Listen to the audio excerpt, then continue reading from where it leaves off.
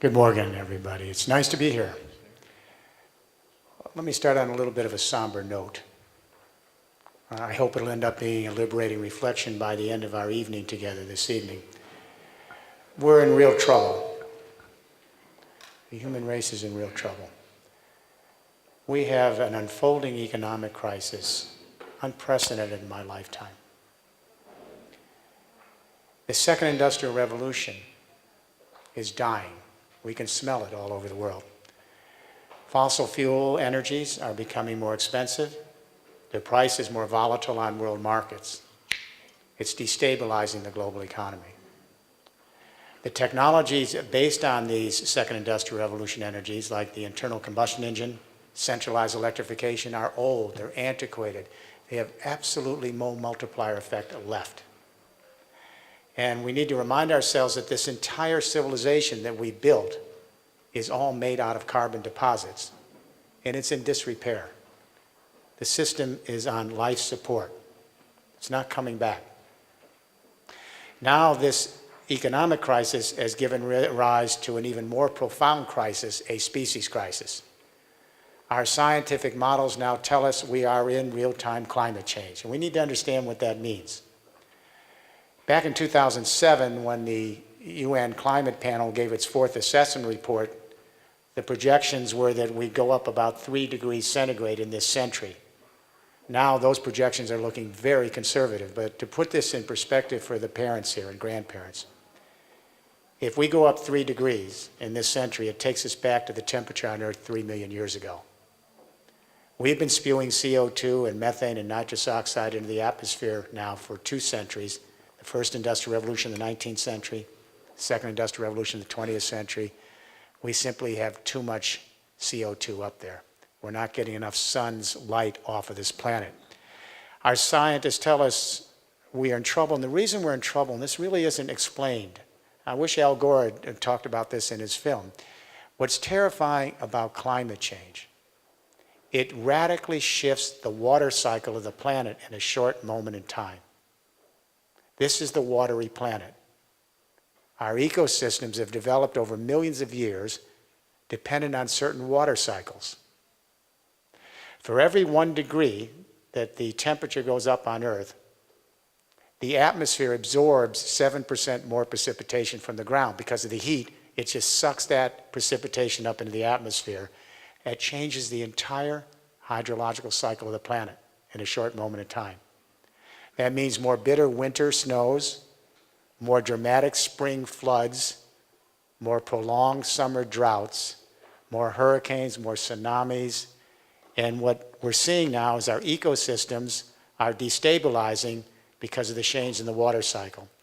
And our scientists now say we are in the 6th extinction event of the last 450 million years in real time.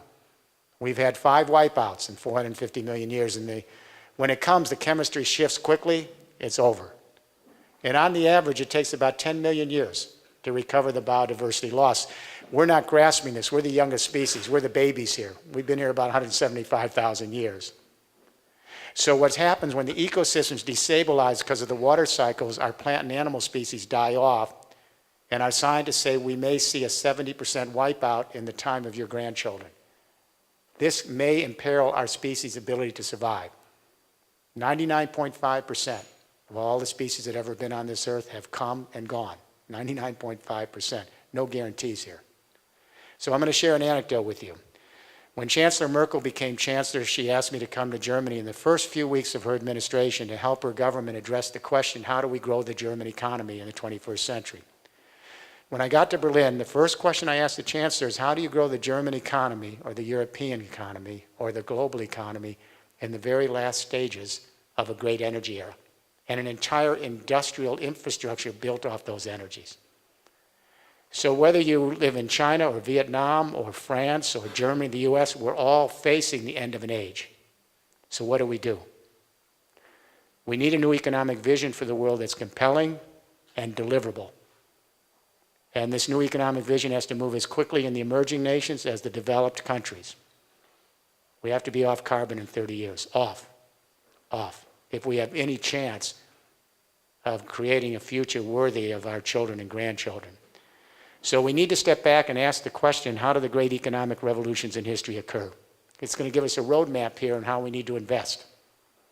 The great economic revolutions in history occur when two phenomena come together: energy and communications.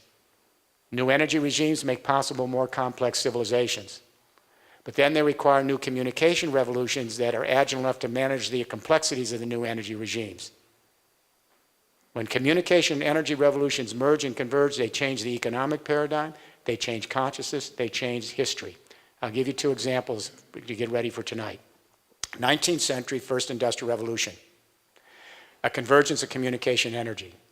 We went from manual print presses to steam power printing, so we could produce volumes of material very cheaply, just like we do with the internet today. Then we introduced public schools.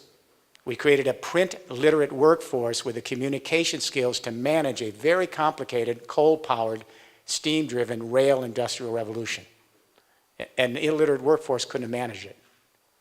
20th century, second industrial revolution, another communication energy convergence. Centralized electricity, the telephone, as important as the internet today. And then radio and television became the media to manage a complex, oil-powered, auto-driven suburban culture in a mass consumer society. That second industrial revolution is clearly on life support. When the investment community has nothing else to invest in but government treasuries in the United States at zero return, we know we're in trouble. We are on the cusp now of a third industrial revolution in Europe and right here in Germany. And I've been working with the chancellor and industry here. Germany is leading this new convergence of communication energy. And this new convergence, this third industrial revolution, is going to take us into a post-carbon society quickly.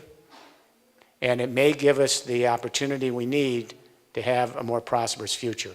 So tonight, when we have a chance to get together, we're going to lay this out, talk about the new business models that will attend this new communication energy matrix, and talk about how we invest appropriately in the kind of infrastructure changes that will be required for a complete paradigm shift in the global economy. I'll talk to you later today.